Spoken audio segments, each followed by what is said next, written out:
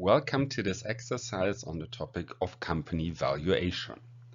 Here we have the company which reports a debt position of 550k with an average interest rate of 3.6%. Additionally, the equity position of this company is 730k, and we have a risk-free interest rate of 1%, whereas the company additionally faces a risk premium of 7%.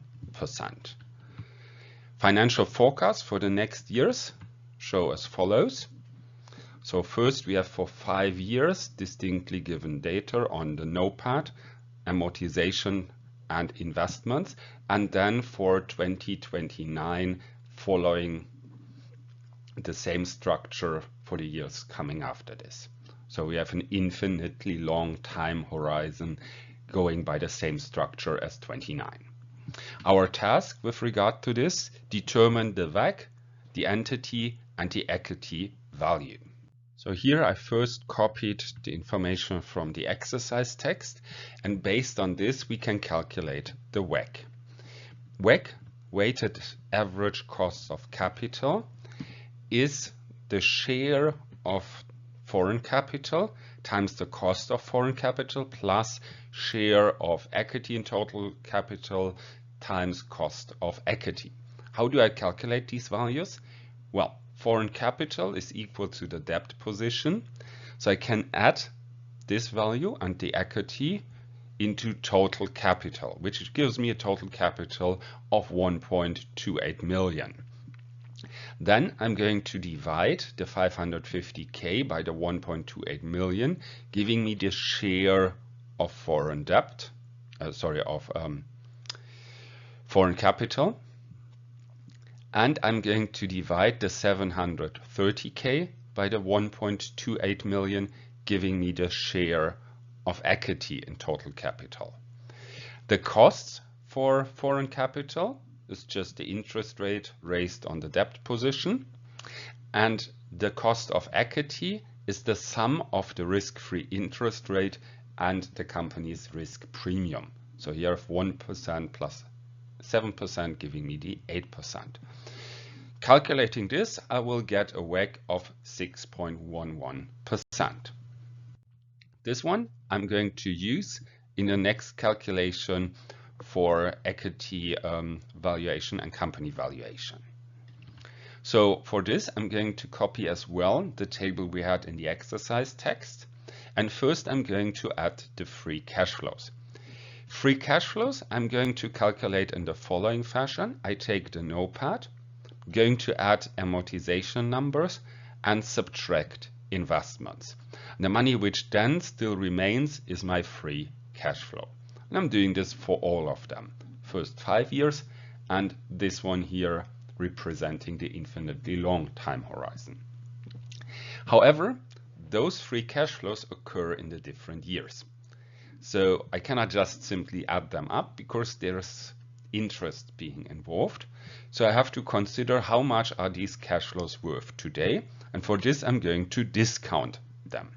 Discounting means I'm going to divide them by 1 plus the WACC to the power of the respective year in which I am.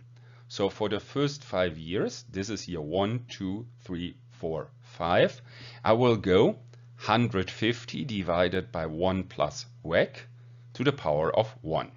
Here, second year, 50 divided by 1 plus WACC, in parentheses, to the power of 2.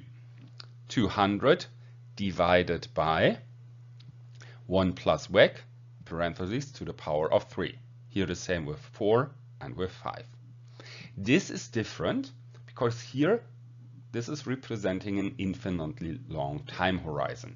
So to make this a little bit easier to work with, first we're going to use the formula for a perpetuity, for the net present value of perpetuity, because this is nothing else than perpetuity, by taking the 100 free cash flow and dividing this by the WACC. This will give us the value in 2029. So first divide this by 0.0611 And then, well, this is the value on 29. I still have to bring this back to the original. So I'm additionally dividing this by 1 plus WACC in parentheses to the power of 6, because this is then the 6th year. Then I will get this value here. So all of these values is the value of the free cash flows at the current point in time. So if I add them up, I get the entity value, or sometimes also called the capital value. However, capital value, entity value, this disregards at the moment that I do not fully own this value because there's still foreign capital involved. So I still have a debt of 550K, which I have to deduct from the entity value before I get to the equity value. So what is the equity actually worth as such? So this then also concludes this exercise. We have the WACC calculated on the slide before, the entity and the equity value. Well, with this, as I said, I'm at the end of this exercise. So I say goodbye and see you next time.